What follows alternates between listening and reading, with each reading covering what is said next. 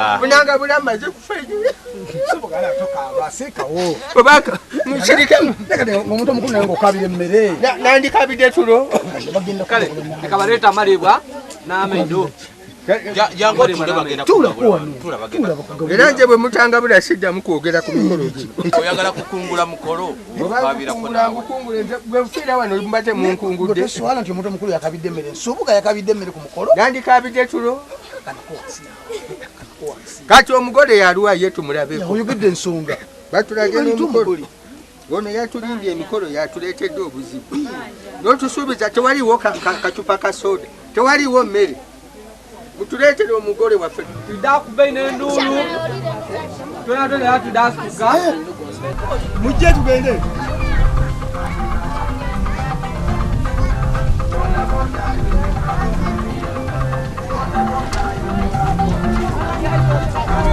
Mwite.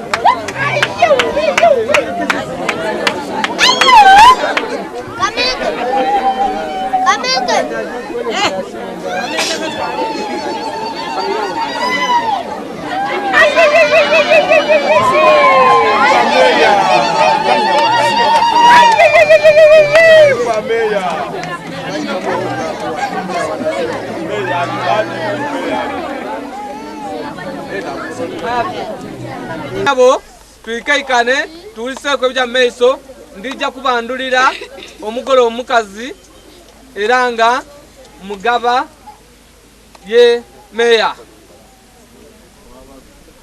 buti ndija kikola ko tunamala tuida kweta mama w'omugole ayogere wa mama w'omugole wanamala tuida kweta baba w'omugole omusaada ye nakoleki ayogere.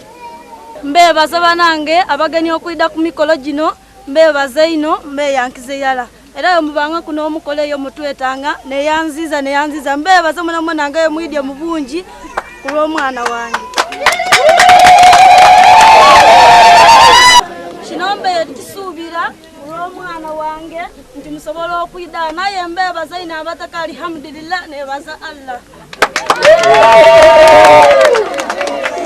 Yanziza mama oife era mama omuwala webaletu abigambo ebyo tuda kweta Hajj Manisur Mzee oife atuzala yena abekula ebigambo byayogera gye tuli kumukolo guno.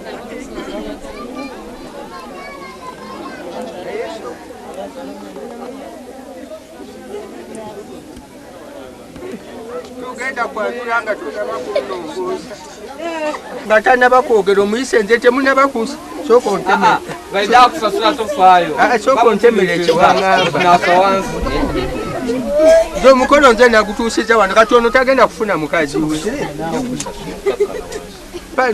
mpaka antu kange kuwangamba kutwemere nemmere togimpate nemmere gyogabula obugabuzi abantu togirina mumufunire ebyokulya leka balikuleeta kale mundeetere ennyama musooke muteekeko ennyama nga yeesingako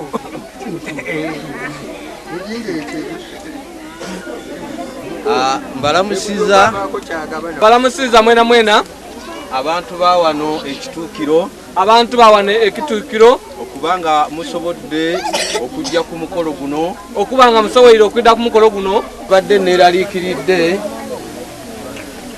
yabeere yeewaliikirire olw'ebintu bye naleeta eno babafumbire babagabule nga ndowooza nti binaafikkawo olw'ebintu byaleeta wano okubafumbira olwala ebingi ng'alowooza nti bidaafiikawo naye kindaze nti byonna mugenda kubirya mubimalewo mutwaleko n'ewammwe kimulaze nti byonna tujabirya tubimalewo mutwaleko n'ewammwe kale ekyo kinsanyusizza nnyo era ndi musanyufu nnyo kale ekyo kimusanyusizza nnyo era musanyufu mutima ebintu babitaddewa bye tunaatwala n'ewaffe